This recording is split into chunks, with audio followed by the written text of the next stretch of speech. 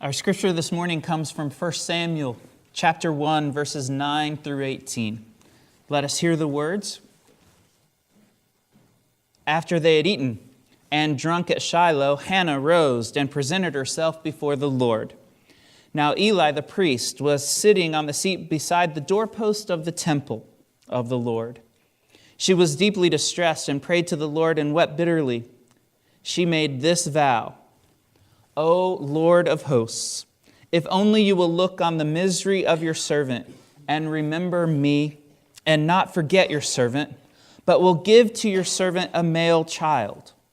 Then I will set him before you as a Nazirite until the day of his death. He shall drink neither wine nor intoxicants, and no razor shall touch his head. As she continued praying before the Lord, Eli observed her mouth.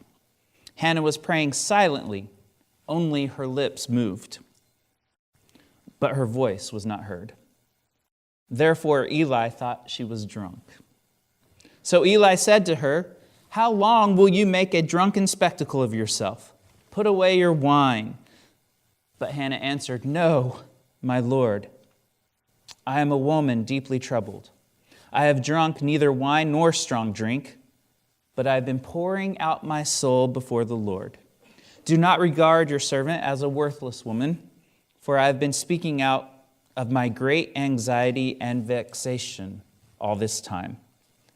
Then Eli answered, Go in peace. The God of Israel grant the petition you have made to him. And she said, Let your servant find favor in your sight. Then the woman went to her quarters, ate and drank with her husband, and her countenance was sad no longer. May God add blessing and understanding to the hearing of this word this day. There was lots of anxiety and vexation yesterday on the football field. Number 1 and number 2 fell for the first time since 2007. The people in Manhattan, Kansas, the fans of Kansas State, are very sad because their team is going to drop from number 1 to number 5. The same would be true of the fans of the number 2 team. Who was that? Oregon. That's right. That's okay because, Oregon cheated Oklahoma out of a game not so long ago, so I'm okay with that. And Oklahoma had enough anxiety and vexation to last a lifetime yesterday. One guy ran all over my team yesterday, but we won. 50-49, we won, so it's all that matters. But is that real vexation and real anxiety? By the way, the people in South Bend, Indiana are really happy yesterday because their team will now be number 1. Webster says we get anxiety, right? We get anxiety, so we don't have to worry about anxiety. Vexation, not a word we use very often. I don't hear anybody going, oh, vexation. I'm so vexed today. I don't hear that word very often, so I thought I would look it up. And Webster says that vexation is annoyance, trouble, or affliction. Now, it depends on how you're using the word, of course, but that's what Webster says. Well, is that what Hannah's feeling in our story today? Is she feeling annoyed? Troubled? Well, yeah, we get troubled. She's probably troubled. Is she afflicted? Now, that's probably closer to the feeling that Hannah has in our story today. But the Bible dictionary, why do we need 2 different dictionaries? Why can't Webster's just be the dictionary for the Bible also? But the Bible dictionary says that vexation is confusion, longing, distress, an object of terror, crushing. Well, for our purposes today, we're going to use that biblical definition of vexation because that gets us closer, I think, to what Hannah was really feeling. In the past few weeks, have you noticed anyone who fit the biblical definition of vexation? Political candidates? There was a lot of vexing going on during the campaign. There was a lot of vexation going on the night. And it's not just one race or another. There was vexation on both sides of the parties and all over the country. Political vexation we've been dealing with for 2 years now. We're kind of happy that the election is over and we don't have to be so terribly vexed anymore for a couple of years. The ads will start again, and the campaigns will start over in a couple of years, but we get a little break. We get a little break. But on the night, there was niceness. There was kindness. There was compassion. There was bipartisanship, or at least a promise of it. And in the next 2 years, I believe as a country we should be hoping and praying that the words that were spoken on the night will be real, because I think we want it. I think we need it. It's time for us to heal a little bit from our political vexation. But political vexation aside, there were people on the Eastern Seaboard who really got to know the biblical definition of the word vexation. They had lost everything. Everything. Everything. I happened to go to New Orleans 3 months after Katrina. And this storm, the superstorm Sandy, was bigger than Katrina. But you know what we did on this first mission trip? We went 3 years in a row, but you know what we did on the first mission trip to New Orleans? We did this. We carried stuff up that was still wet after 3 months. We walked 50 steps out to the curb and we dropped it. That was our mission trip. Cleaning out houses that were completely engulfed with water. I can't even imagine what happened in Superstorm Sandy, especially when 3 or 4 days after that we get a nor'easter and we get snow. We have people without electricity. We have people without warmth. There were a lot of vexed people because they'd hit the bottom. They get it. They were more than distressed. You hit that, then you know vexation. Now, the people who stood out the most during that course of time, through the news reports, of course, that I heard from all the folks that were in New Jersey and New York and beyond, the people of Staten Island. Did you see those interviews 2 or 3 days after? How they were screaming into the cameras. They were angry that none of the relief efforts had met them yet, had made it to them yet. Nothing had gotten to them, and they were angry.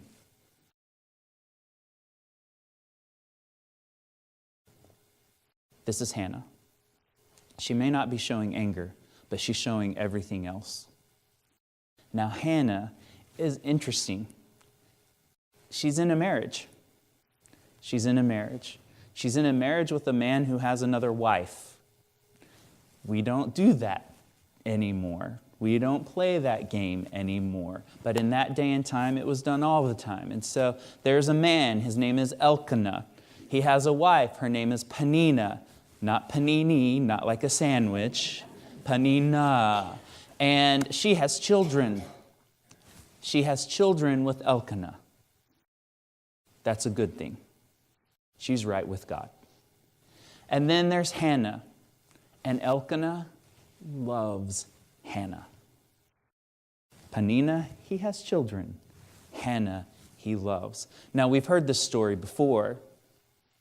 Do you know Jacob and Leah and Rachel? Jacob is the one who's going to be renamed. He's going to get a new name. His name is going to be Israel. It's going to be the one for which the promised land is named. It's going to be the one for which the promised people are named, the Israelites. The God of Abraham, Isaac, and Jacob. Jacob has, it's another sermon, but he's done some bad stuff to his brother. So he leaves home and he goes to his uncle's house. And he gets there and he falls in love. He falls in love with Rachel.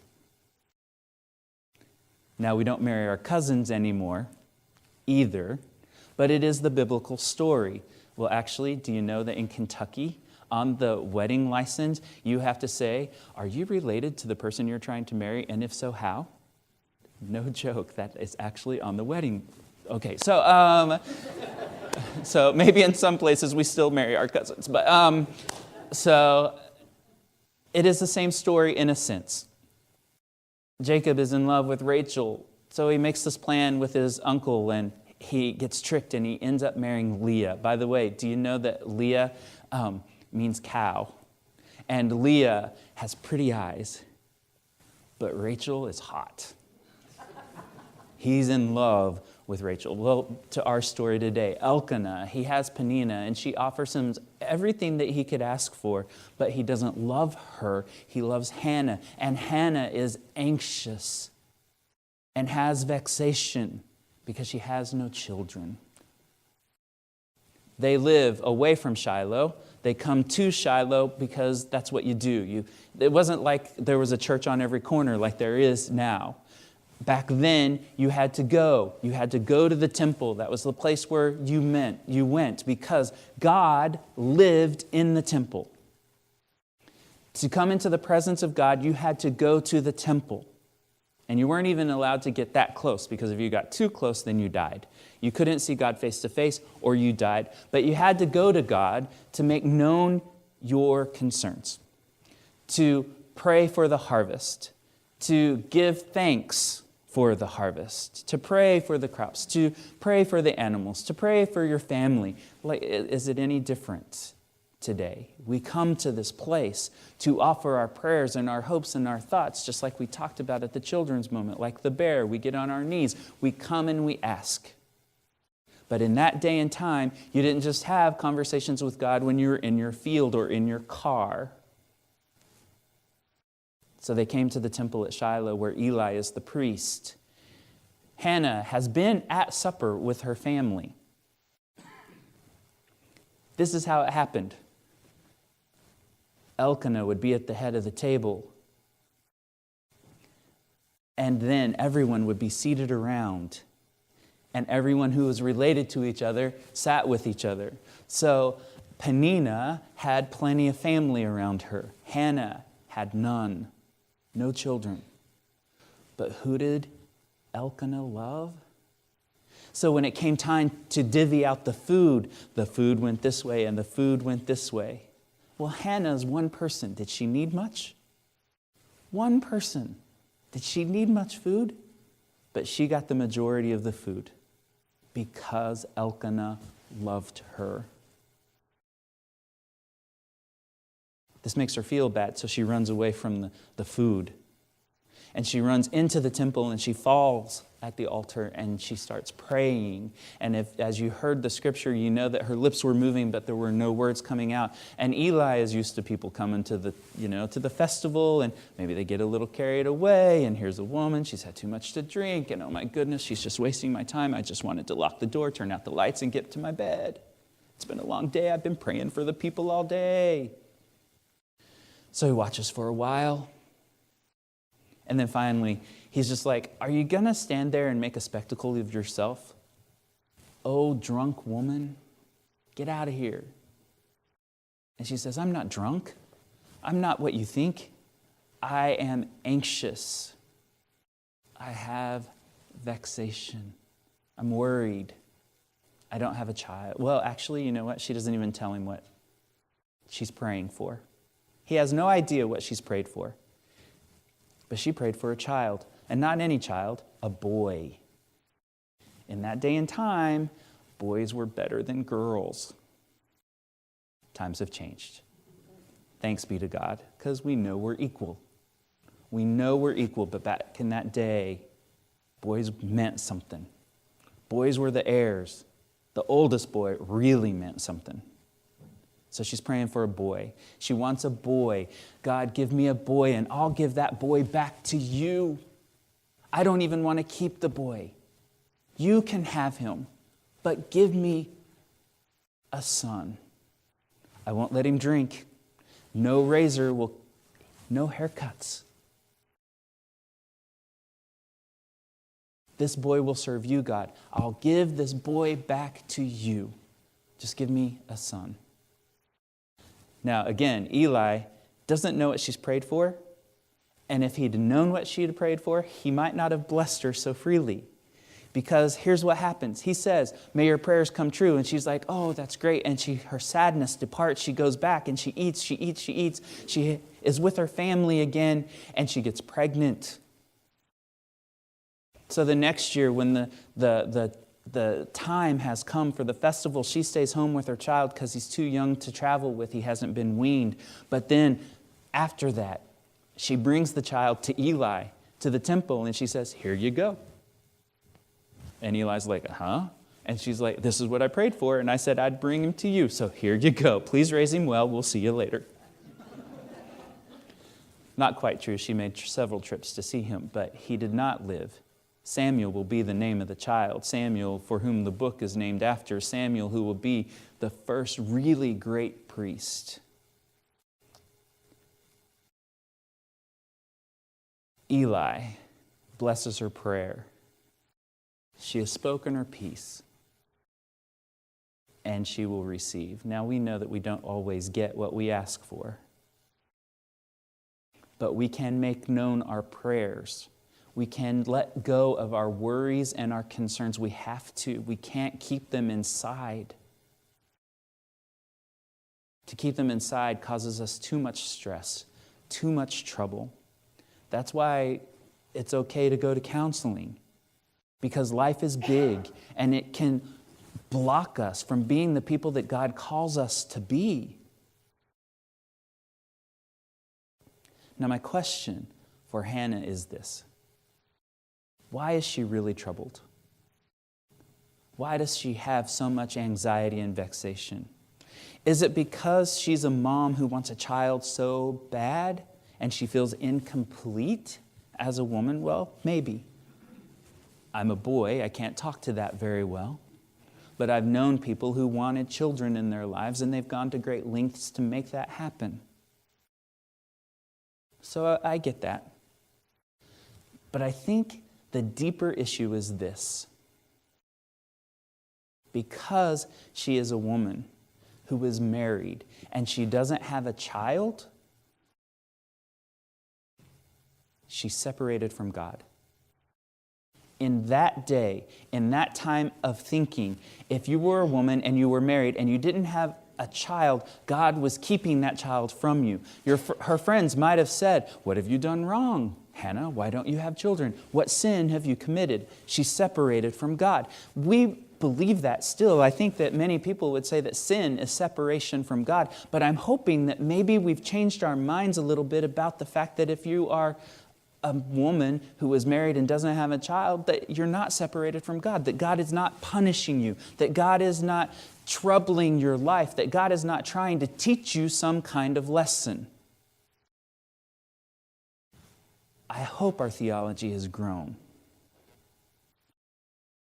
But we know it still exists. And we know that that type of theology isn't just Christian theology.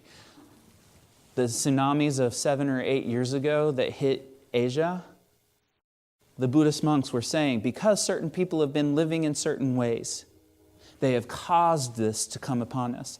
After Katrina, same thing. Same thing. Certain people are living in certain ways. We are unfaithful people, and God is punishing us for not being as faithful as we needed to be. The theology exists, but it's not mine.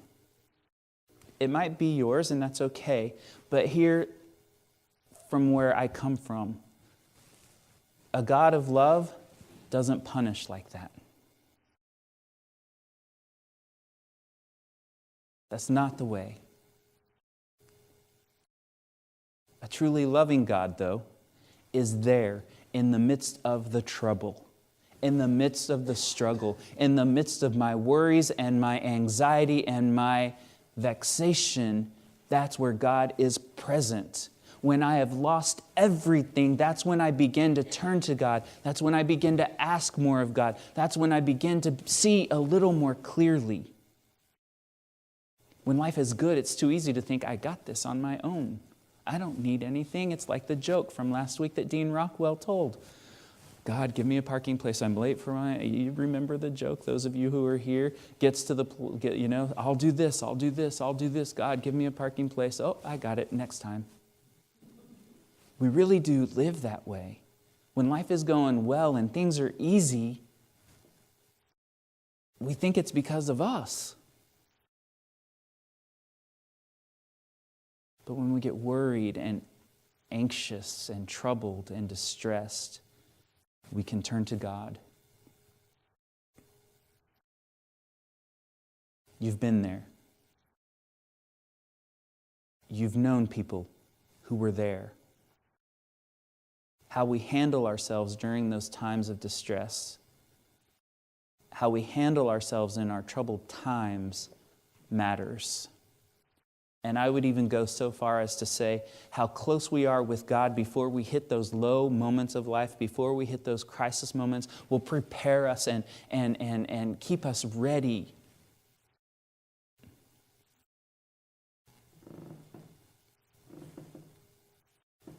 Had some friends.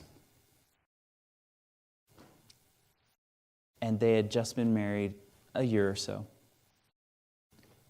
And they were pregnant. And they were excited. They both had gotten married a little later in life. They were in their 30s. And they were so happy. And everything was going so well with the pregnancy. They hit that 9-month mark and they went into their doctor on a Friday. And everything was fine. Everything was healthy. But the doctor said, let's just wait till Monday. On that Friday, they went with their bags packed, ready to go to the hospital. And the doctor said, let's just wait. We'll just wait until after the weekend. Everything's going great. There's no cause for concern. Monday morning, I get a call a little earlier than normal from my friend James. You ever get that call from a friend when all you need is one sound of their voice to know that something is wrong? James, what's wrong? It's the baby. It's the baby. Over the course of the weekend, the baby stopped living. No reason. Weeks later, there was no understanding why. It just happened. And they were strong members of a church community just like this, and their Sunday school class rallied around them and did everything that they could do for them, just like we want to do for the people of our church who need our help.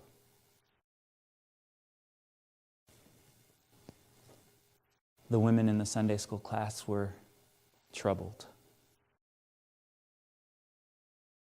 And I don't know how James and Kathy did it, because I have to tell you this, that people who go through the experience that they went through are supposed to divorce. The people who go through what they went through are supposed to blame each other. They're supposed to walk apart, not together. But I'm telling you this because these are two of the most faithful people I've ever known in my life. And together, as a faithful couple, they are amazing. And to walk through that troubled valley and to remain together, united. You see, it didn't happen that they hit that moment and they said, "Oh God, now make me faithful." They'd prepared themselves all along the way, in the good times and even the bad times, and in that lowest of moments. They had a strength that few people have. None of us wants to be separated from God. That's why Hannah goes to pray. Remind me, God, that I'm yours. Remind me that I'm still your servant. Remind me that I haven't fallen out of your love and your grace and your care.